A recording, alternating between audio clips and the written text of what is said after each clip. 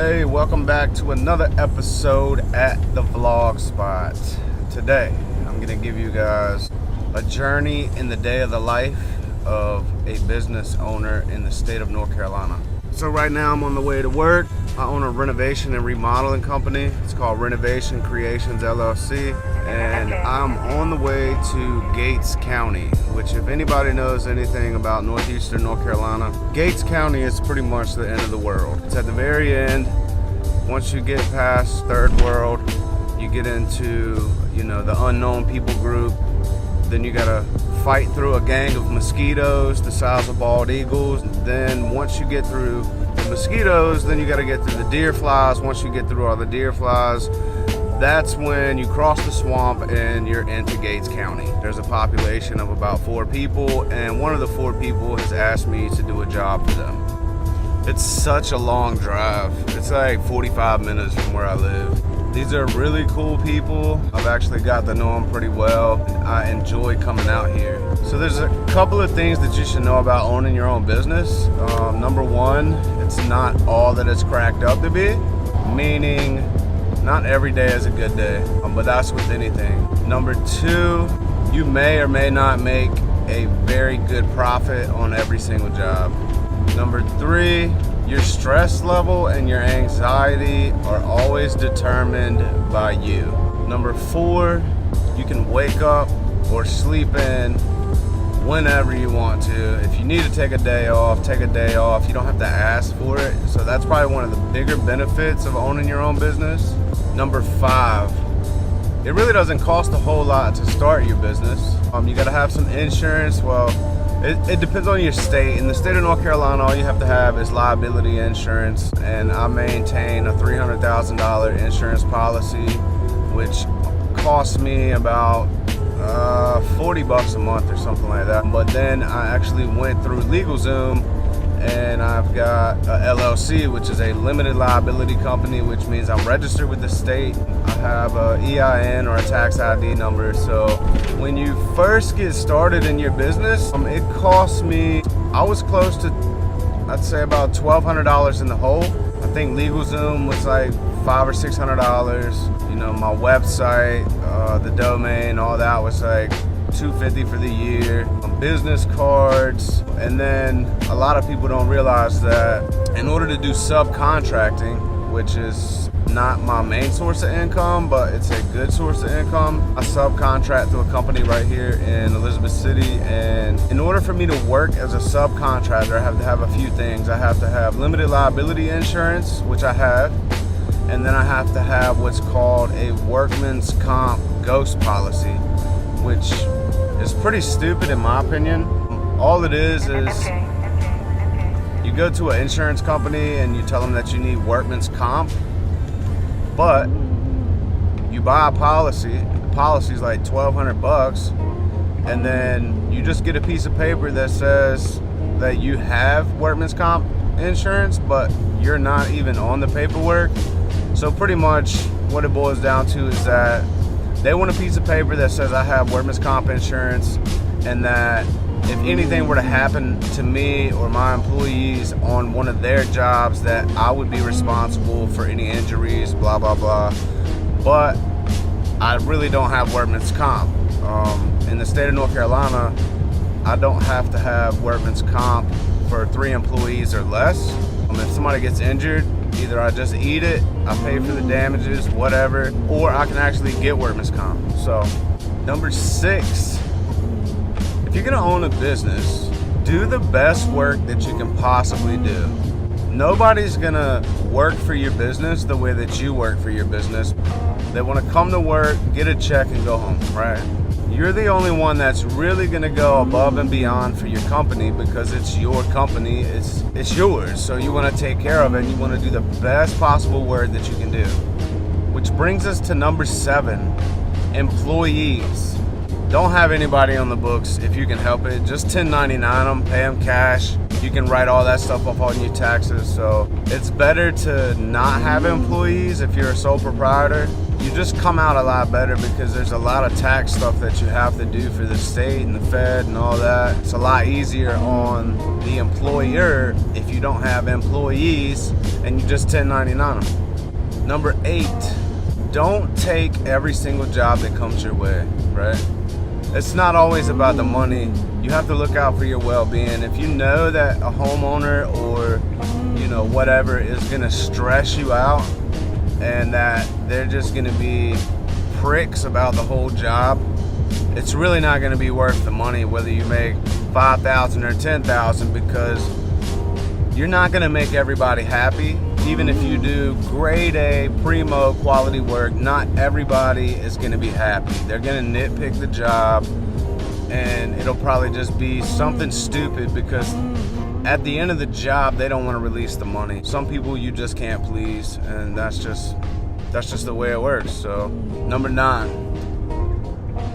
owning a business isn't for everybody. Or maybe it's number 8. I forgot. Doesn't matter. But owning a business isn't for everybody. Like, I started out doing a lot of different things, and then one day I got tired of working for a guy that I was working for, and I was like, you know what? I'm just gonna start a business.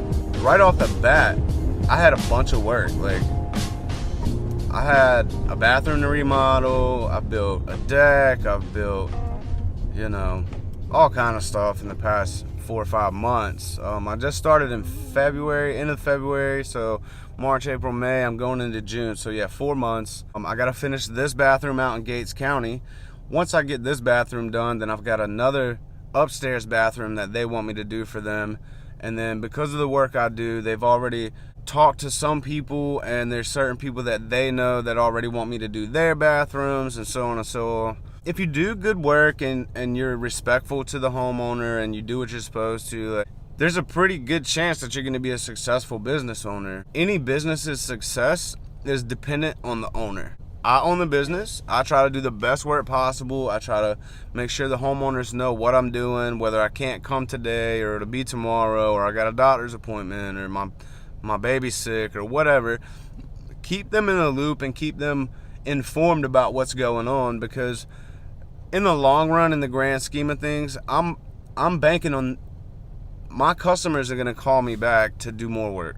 And that's normally how it works, especially if you do good work. If you do really good work, it's hard to get away from a customer because homeowners always have a project that they want to do. And you're the one that's going to be stuck doing the work. And I don't like to use the word stuck, but you're going to be stuck because they're not going to want you to leave until all their projects are finished. That's a good thing.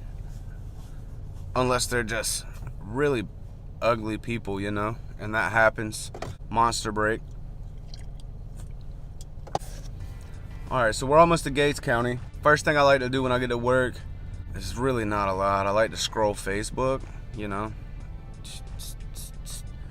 I'll scroll Facebook for a little while. I'll check the news. I'll check the weather. I'm a business owner, so I ain't got to start work immediately. I'm going to be here all day, so what's the point of getting out, hopping out, grinding, get this, get that, get that. I like to just chill, get my mind right, and then while I'm scrolling through Facebook, I'm in my conscious or my subconscious, I'm thinking about what I'm gonna do today, how I'm gonna do it, why I need to do this instead of this. And so that should be priority for me, is gathering my thoughts before I do the work, because I don't want to just jump in and start doing stuff and then not do it in the order that it should be done. So I think today I'm gonna hook up a light in a closet that I've already ran some wires to. I just haven't wired it up, which should be interesting. I'm not thrilled about doing electrical. I can do it, I just don't like to, but it's whatever. So I think we're gonna hook up a light. I'm gonna show you guys how to wire a switch and do all that, and then maybe we'll shoot some guns at work, you know what I mean? Got the little bang, bang, bam. Got to do it. So I'll scroll through Facebook. We'll do a little bit of work. We'll shoot some guns, eat, take a little lunch, and we'll see what happens from there.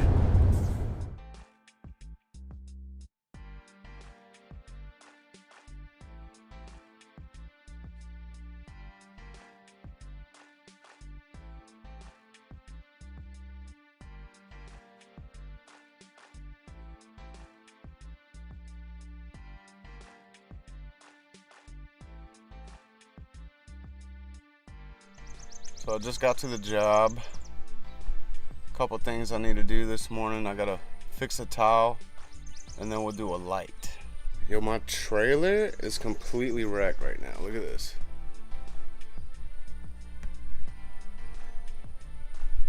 Gotta do some cleaning.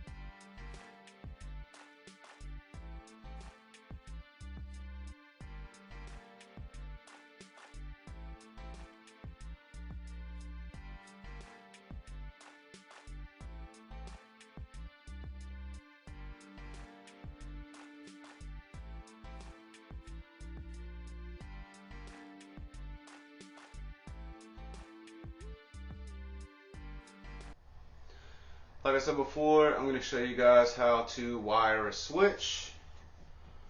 This is my switch. This is my box for my switch. This wire or cable right here is going up the wall over to here into that light. So let's get one of these. Green is good, red is not, right? So I know that I've got two that are constant power. They're feeding my switches in the bathroom. This one, green. This one, green. This one, green. And then I've got my two feeds. This one and this one. Constant, right? Okay. So before I do anything, I want to go down into the basement and kill the power. That way I don't get lit up, right?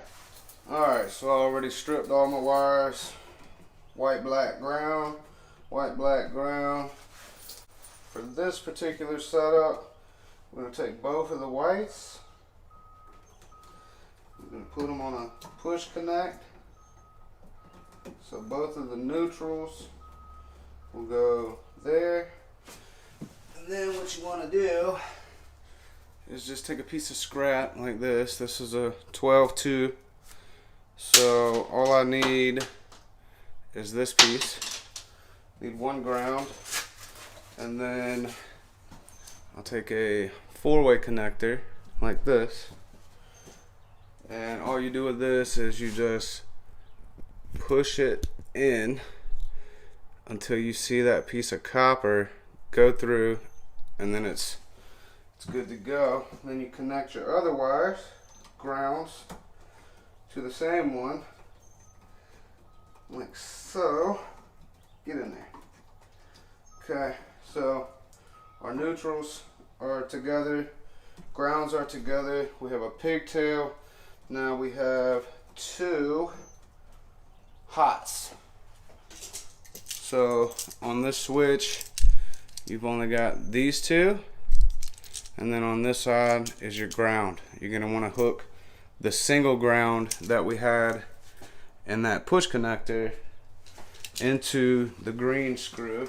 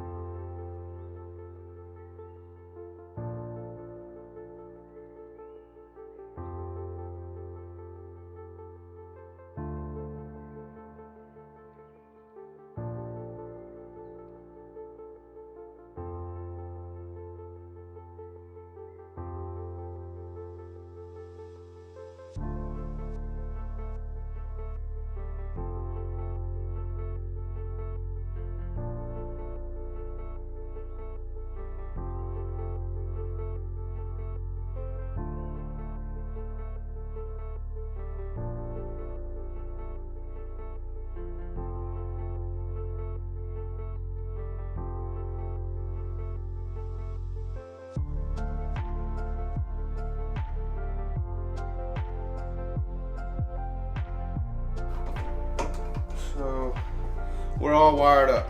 Now I'm gonna go turn the power back on, come back up, I'll put a bulb in, and we'll see if we got magic.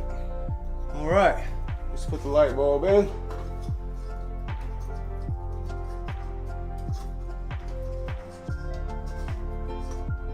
And flip the switch. Ta-da! And that's how you wire a light.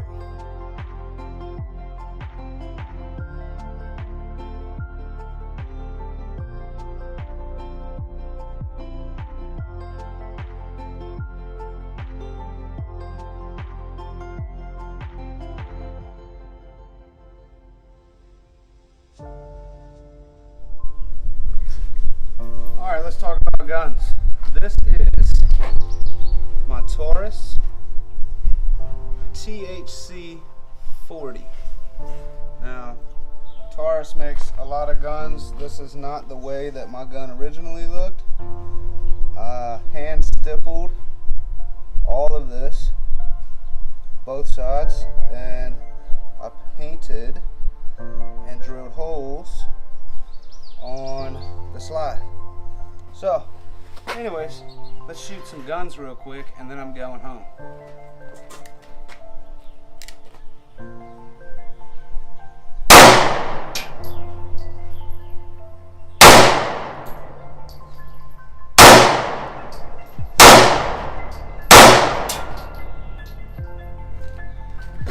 Empty. All right, time to go to the house. I gotta go collect a check, get some money, go to the bank, and then we go to the house. It was a pretty productive day. Replaced the tile. I cleaned up some grout lines, or lines that I'm gonna grout. Wired up a light. What else did I do? I did some other stuff. You guys wouldn't have seen it because I don't record everything. It would just take too long to set up. So let's go get this money.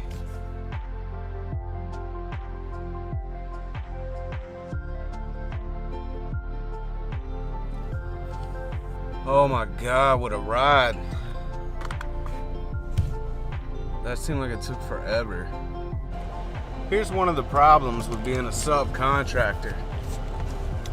I come in Friday to get my check because I've done multiple jobs and haven't gotten paid yet. So I come in Friday, no check.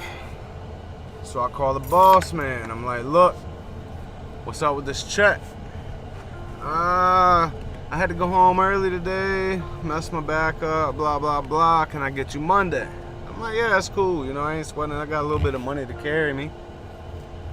Well, Monday's here, and I come to get this check, and he ain't here again, and my check ain't pinned on the wall. So, he wants me to do a job tomorrow. This will be job number 4, and still no money. So, I wonder how he's gonna feel when I don't show up in the morning to do this job, and then he calls me and he says, well, I thought you were gonna be here at this time. And I say, well, I thought you was gonna give me some money on Monday. Here it is, 4 o'clock, and I ain't got no bread. So we'll see how it goes. Either way, I'm still good.